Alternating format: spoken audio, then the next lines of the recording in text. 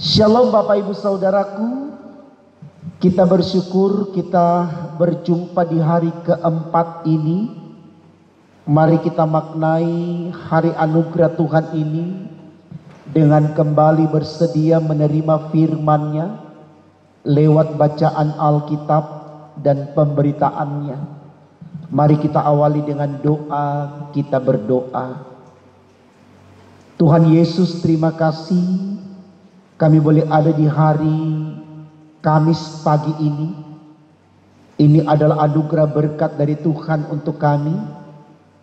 Sebelum kami melanjutkan aktivitas kami datang menyembah Engkau, memohon agar Engkau penuhi kami dengan firman-Mu lewat bacaan Alkitab serta pemberitaannya. Biarlah semua ini Tuhan kami terima dari-Mu sebagai sarana spirit bagi kami untuk mengerti bagaimana kami menjadi manusia baru di dalam hidup kami. Berfirmanlah ya Allah di sorga, karena kami telah sedia mendengarkannya. Demi Yesus Tuhan kami. Amin. Saudaraku, bacaan Alkitab kita di pagi Kamis ini dari kitab Kolose 3 ayat 5 sampai 17. Bagian Alkitab dibacakan demikian, manusia baru. Karena itu matikanlah dalam dirimu segala sesuatu yang duniawi, yaitu percabulan, kenajisan, hawa nafsu, nafsu jahat, dan juga keserakahan yang sama dengan penyembahan berhala. Semuanya itu mendatangkan murka Allah atas orang-orang durhaka. Dahulu kamu juga melakukan hal-hal itu ketika kamu hidup di dalamnya. Tetapi sekarang buanglah semuanya ini, yaitu marah, geram, kejahatan, fitnah, dan kata-kata kotor yang keluar dari mulutmu.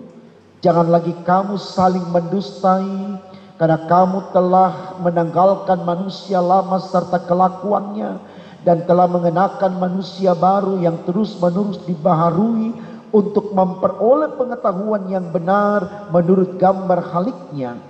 Dalam hal ini tidak lagi orang Yunani atau orang Yahudi, orang bersunat atau orang tak bersunat, orang barbar atau orang Skit, budak atau orang merdeka, tetapi Kristus adalah semua dan di dalam segala sesuatu.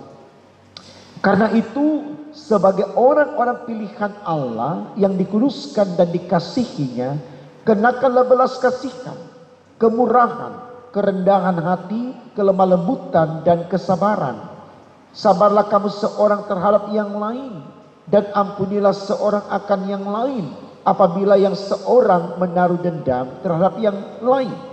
Sama seperti Tuhan telah mengampuni kamu perbuat jugalah demikian. Dan di atas semuanya itu kenakanlah kasih sebagai pengikat yang mempersatukan dan menyempurnakan. Hendaklah damai sejahtera Kristus memerintah dalam hatimu, karena untuk itulah kamu telah dipanggil menjadi satu tubuh. Dan bersyukurlah, hendaklah perkataan Kristus diam dengan segala kekayaannya di antara kamu, sehingga kamu dengan segala hikmat mengajar dan menegur seorang akan yang lain, dan sambil menyanyikan mazmur dan puji-pujian dan nyanyian rohani, kamu mengucap syukur kepada Allah di dalam hatimu. Dan segala sesuatu yang kamu lakukan dengan perkataan atau perbuatan, lakukanlah semuanya itu dalam nama Tuhan Yesus, sambil mengucap syukur oleh Dia kepada Allah Bapa kita. Saudaraku, tema renungan kita di pagi hari ini dituliskan di dalam Sabda Bina Umat demikian, citra manusia baru. Saudaraku, kalau kita berbicara tentang citra manusia, itu mengarah kepada tabiat, kelakuan, kebiasaan manusia. Artinya citra manusia ini tentu sangat mempengaruhi eksistensi manusia di dalam berkiprah saat menapaki kehidupan yang Tuhan anugerahkan. Jadi kalau citranya buruk, hidup itu buruk. Kalau citranya baik, hidup itu baik. Nah, kalau kita hubungkan dengan tulisan tema khotbah kita, citra manusia baru, artinya bagaimana manusia dibangun semangatnya untuk kembali membangun citra yang baru. Artinya ada citra yang lama.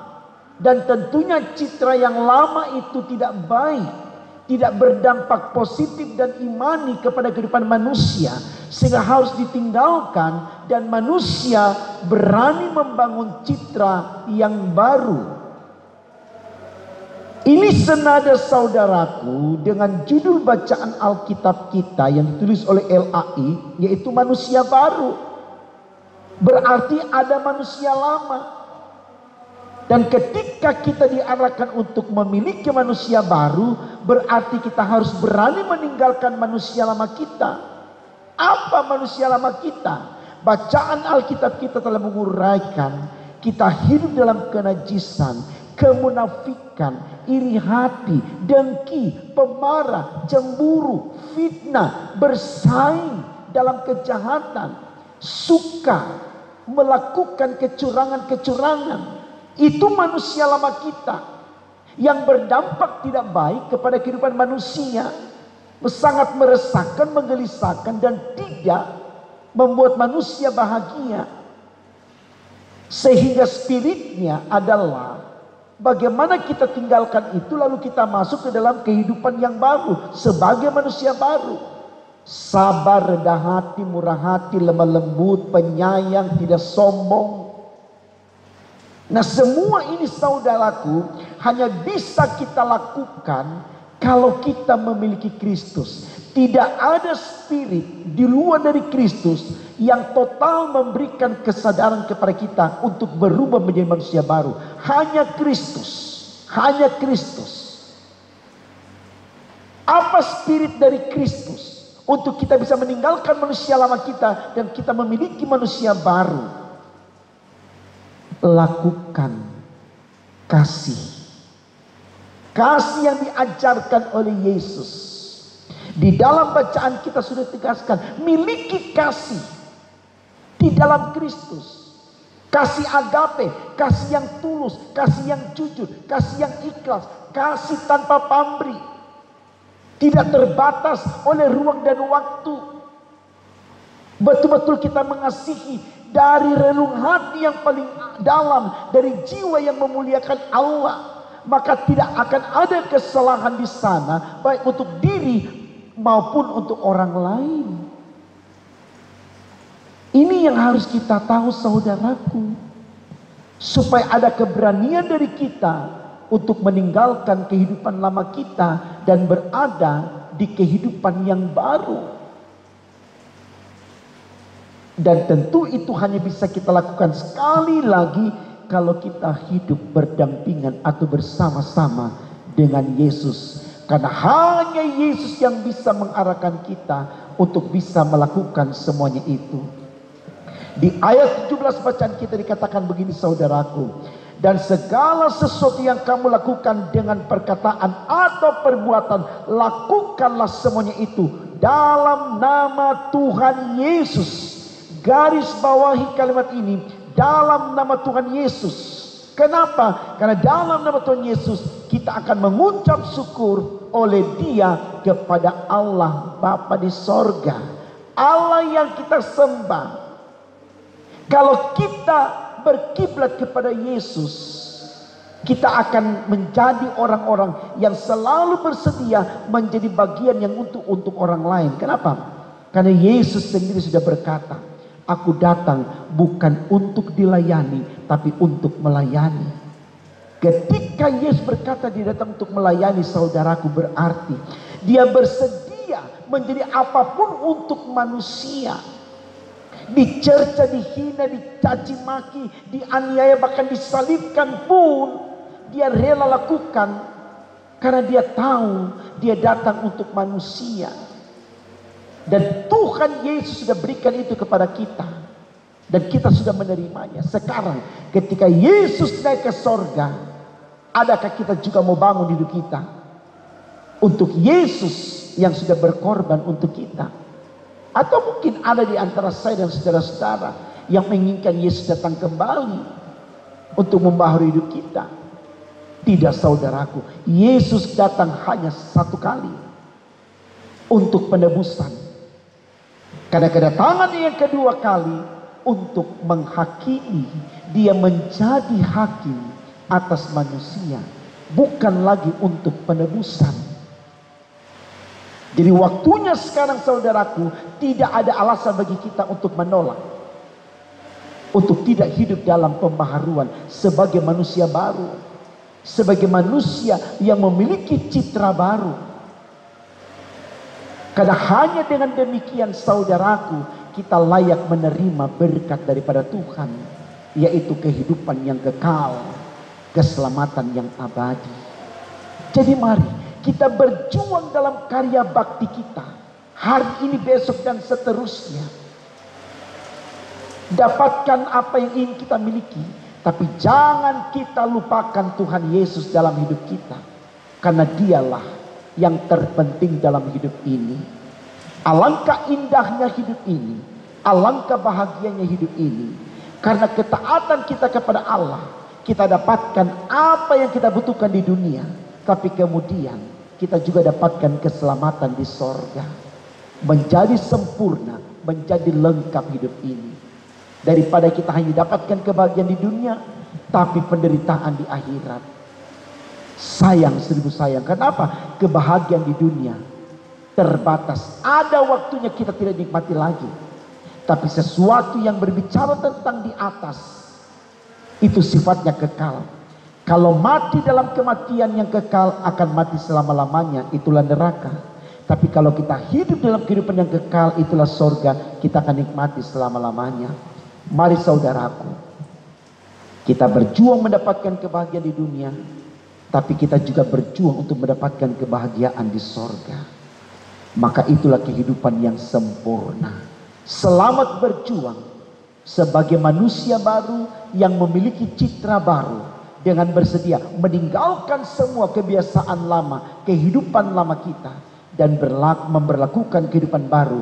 Ingat, hanya bersama dan di dalam Tuhan Yesus. Dialah penentu, penyelamat hidup saya dan saudara. Amin. Mari kita berdoa, saudaraku. Tuhan, kami sadar betul, di dalam kami menjalani kehidupan ini ada begitu banyak usaha orang untuk membelokkan pengertian iman kami, pengertian firman-Mu yang Engkau ajarkan kepada kami, dengan ide gagasan yang sangat cemerlang.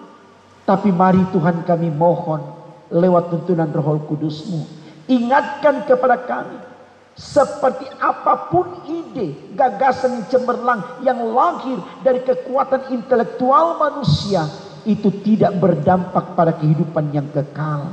Karena hanya ajaran firman di dalam nama Tuhan Yesus, itulah jalan bagi kami menuju kekekalan.